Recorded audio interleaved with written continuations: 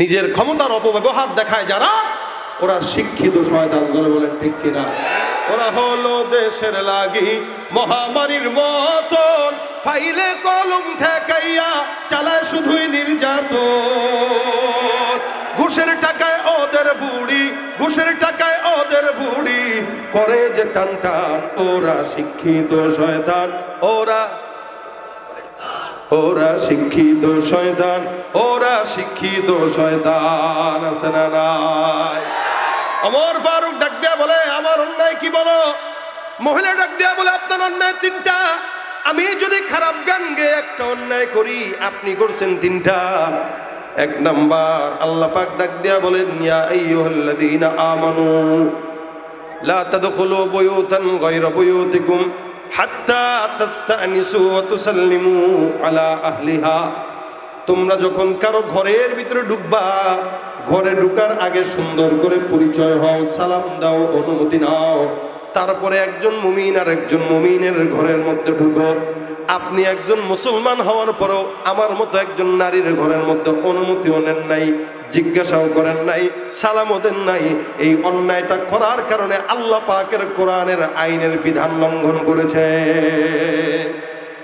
ওমর ডাক দেয়া বলে, আল্লাহ আমি ভুল করলাম, তওবা করতেছি, মালিক মাফ করে দাও। দুই নম্বর অপরাধ কি বলো?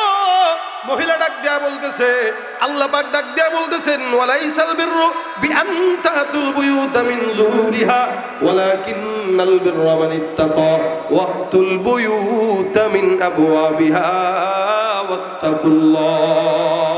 হে ইমানদারেরা, খবরদার খবরদার, কারো পিছনের দরজা দিয়ে ঢুকবা না। কারো ঘরের ভিতরে যদি ঢুকতে হয়, সামনের দরজা দিয়ে ঢুকবা, সুন্দর করে প্রবেশ করবা। কারণ সামনের দরজা দিয়ে প্রবেশ করাটাই হলো তোমাদের জন্য তাকওয়া। আমার সামনে একটা দরজা আছে, আপনি এই দরজা দিয়ে না ঢুকে দেয়াল টপকায় ঢোকার কারণে আল্লাহ পাকের কোরআনের এই আইনটাকেও আপনি লঙ্ঘন করার অপরাধ করেছেন। সুবহানাল্লাহ। ওমর রাদিয়াল্লাহু তাআলা ভয় পেয়ে গেছেন, ইন্নালিল্লাহ, আমার তো মাথায়ও নাই এগুলো। এবার তিন নম্বরে মহিলা ডাক দেয়া বলে, ইয়া আইয়ুহাল্লাযীনা আমানু ইজতানিবু কাসীরাম মিনাজ যন। হে মুমিন, আল্লাহ পাক ডাক দেয়া বলেছেন, খবরদার খারাপ ধারণা কারো ব্যাপারে দূর থেকে করবা না। আপনি এলাকায় হাঁটতেছিলেন, গান শুনে মনে করছেন নোংরা গান গাই, যার কারণে আপনি আমার অনুমতি ছাড়াই ঢুকে গেছেন, মনে করছেন খারাপ কাজ করি। আপনার এই ধারণা অন্যায়, অপরাধ, পাপ, যার কারণে আমি একটা অন্যায় করলেও আপনি নিজে তিনটা অন্যায় আমার ঘরে ঢোকার কারণে করেছেন। ওমর রাদিয়াল্লাহু তাআলা ইস্তিগফার করেন, তওবা করেন, আল্লাহর কাছে মাফ চায় বলেন। এবার মেয়েটাকে ডাক দিয়ে বলেন, হ্যাঁ মা, তুমি আমাকে একটু বলো, আমি অন্যায় করলাম, আল্লাহর কাছে আবার তওবা করব, কিন্তু তুমি কেন এই গান গাও? মেয়েটা ডাক দেয়া বলে, আমার বিবাহ হলো 1 বছরের বেশি হয়ে গেছে। বিবাহর দিন ওমরে ফারুক রাদিয়াল্লাহু তাআলা আনহু চিঠির মাধ্যমে আমিরুল মুমিনিন আমার স্বামীকে যুদ্ধের ময়দানে পাঠায় দেন।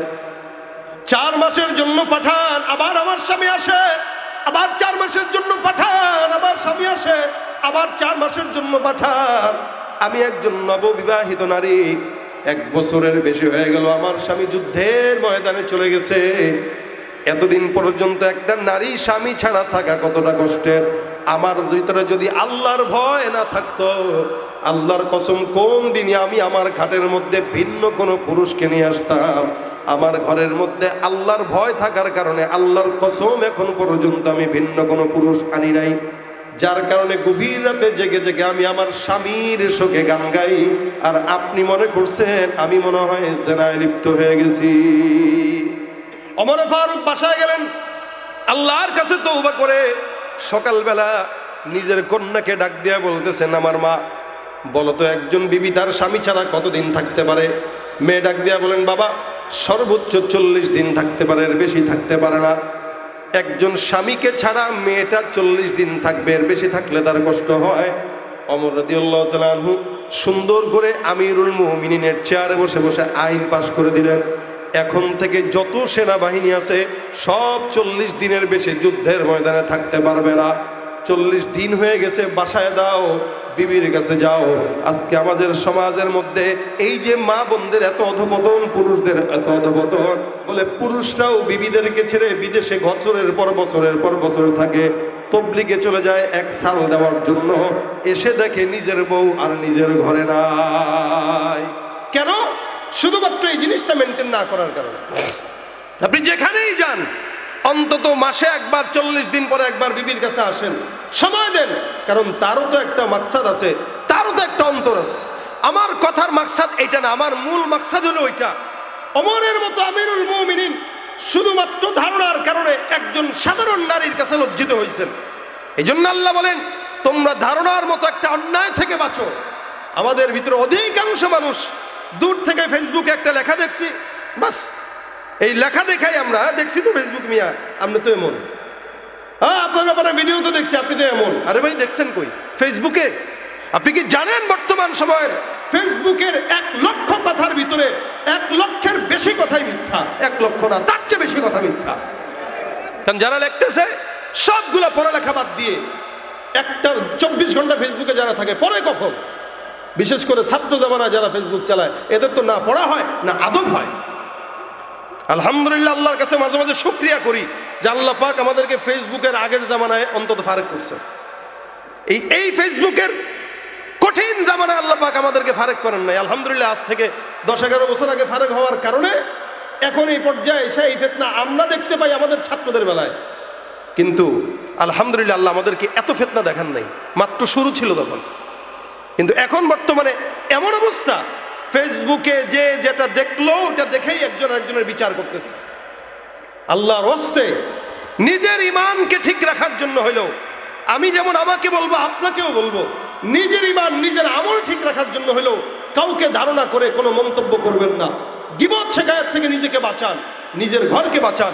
কোনো জায়গায় গীবতের আড্ডাখানায় বসলেন, কেউ যদি গীবত গায় বলবেন ভাই দয়া করে গীবত বলো না, দয়া করে কারো ব্যাপারে খারাপ মন্তব্য করো না। যদি বলে বেটা বুজুর্গ হয়েছে জোট, আপনি উঠে যাবেন, কারণ এটাই আপনার বুজুর্গি। যে আপনাকে টিটকারি করলো, গীবত জারি রাখলো, ও তার আমল নষ্ট করলো, আপনি তার আমলকে হেফাজত করতে পারলেন।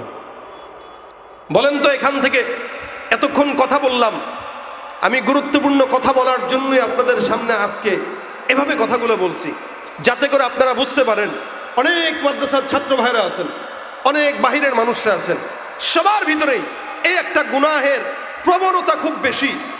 যে কোনো মানুষের ব্যাপারে হুট করে একটা মন্তব্য করা, ধারণা করা, গীবত শিকায়াত করা, উল্টাপাল্টা কথা বলে ফেলা। আল্লাহ পাক আমাদেরকে এগুলো থেকে হেফাজত করুন। যারা বলেন আমিন।